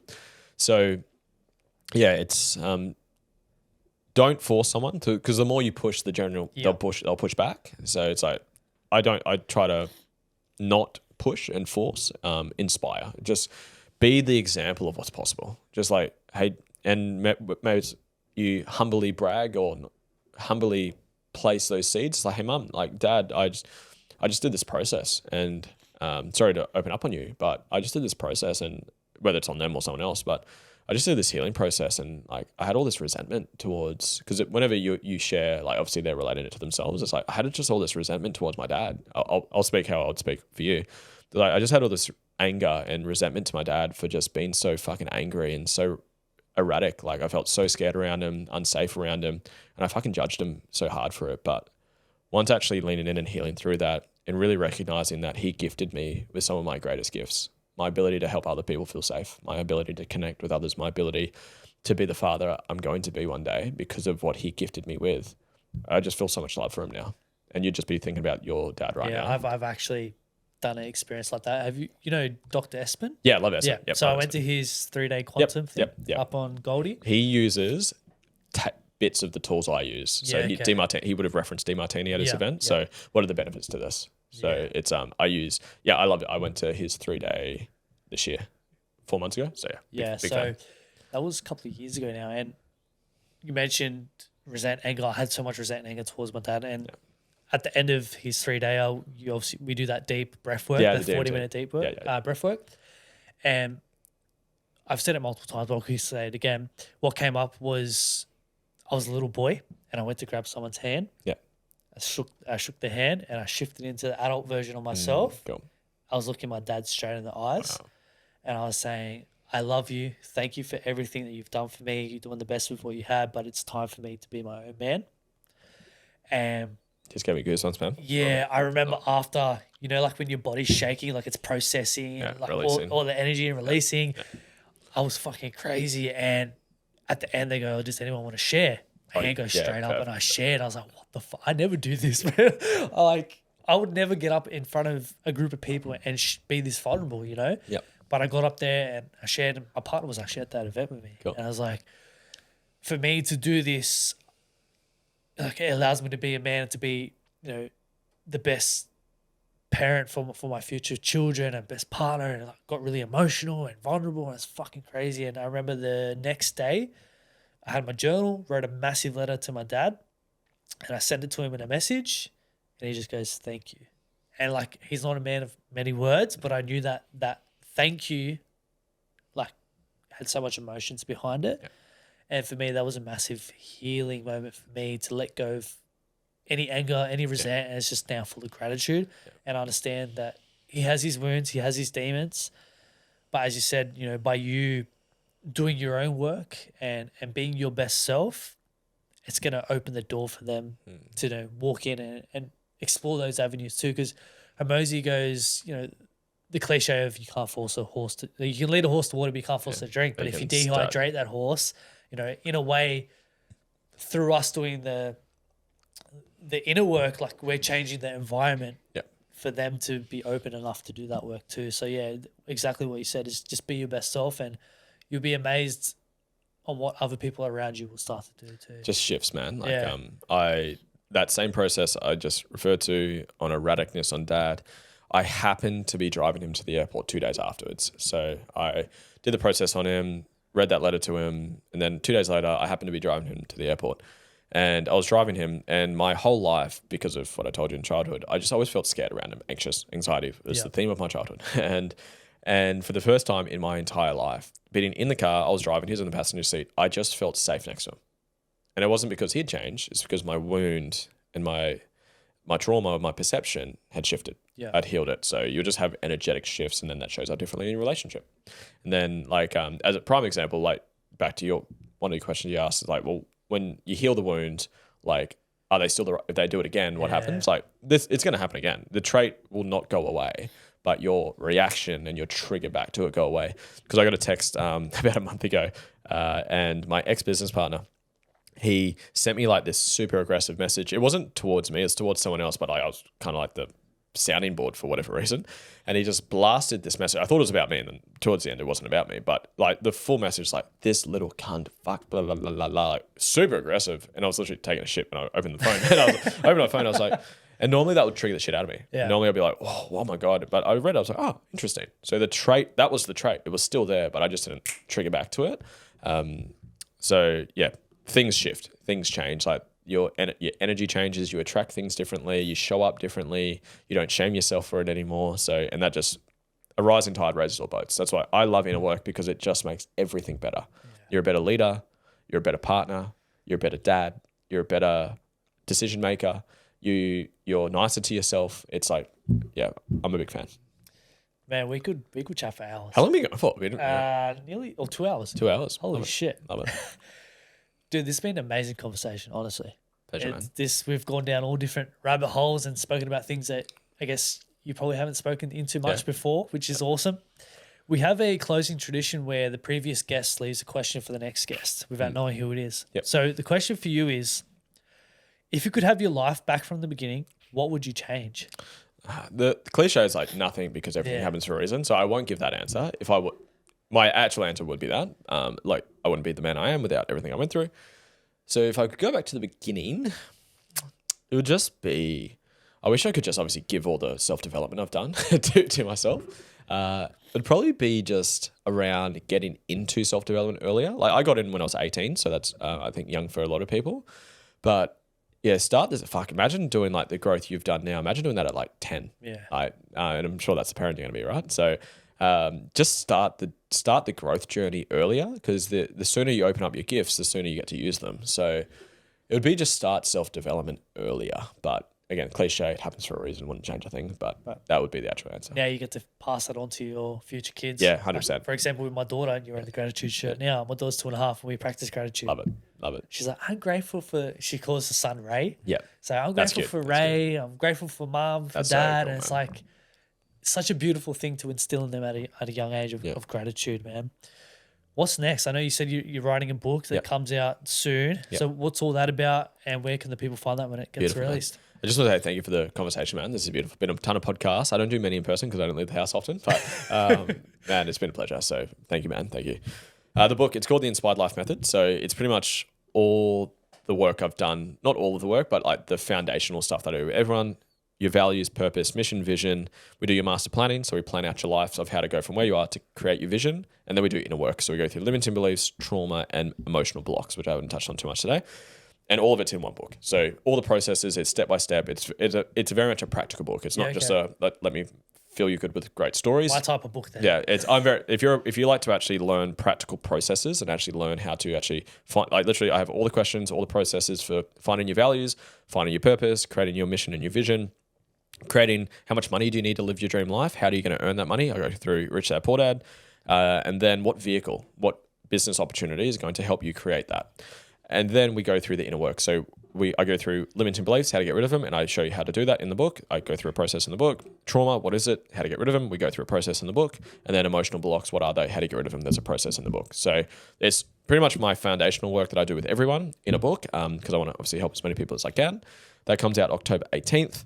And I was actually talking to my mentor yesterday in the Uber when I was going to the Airbnb, and he was just like asking me questions, saying what's next, what's after the book. And I have an online community. I have a school community with Hormozy. So I've got a school community. I want to build that up. I've got about 190 members in there at the moment. So I want to keep building that up. I want to have it's called the Conscious Community, of where I just can help anyone around the world. So anyone who's just getting started, it's super affordable. It's like $49 a month. I don't think I'm ever going to change the price on it. $49 a month, so anyone can come from anywhere around the world and start their work. Because a lot of people don't have 10 grand for a fucking breakthrough program with Tony Robbins, right? So I have that, so I can help anyone and everyone, or most people anyways. And then I want to keep building that and make it better, improve it, add more content into it. And then retreats. I feel like that's going to be next for me. So the book's been the big project this year. Once it's done, I'm pretty happy to have it like wrapped up soon, because it's been like my whole life for the last fucking 9 months, just like book. So keen to have that wrapped up, and then make the community even better, refine it, improve it, and then have events where, similar to Espen actually. So have like a 1-day event, bring them in, blow them away, and then bring them into a 3-day event where we do values, purpose, mission, vision. We do breakthrough sessions, breath work. I'm a breath work facilitator as well. And just take them through like a 3-day like total transformation immersion, where you find your true self, you heal yourself, you plan out your life in 3 days. So I think that's what's going to be next. Awesome. Well, I'll definitely have to get a copy of that book for sure. It sounds good. My type of book. Thank you, practical. And the people can find you on Instagram. Is it just Lewis Huckstep, is it? Lewis Huckstep. I'm mainly active on Instagram, but I've got, I think, most of the platforms. But if you want to talk to me personally, Instagram's going to be your best bet. Cool. Man, thank you so much, bro. Thank you, bro. It's been a pleasure. This has been awesome, man. Thank you.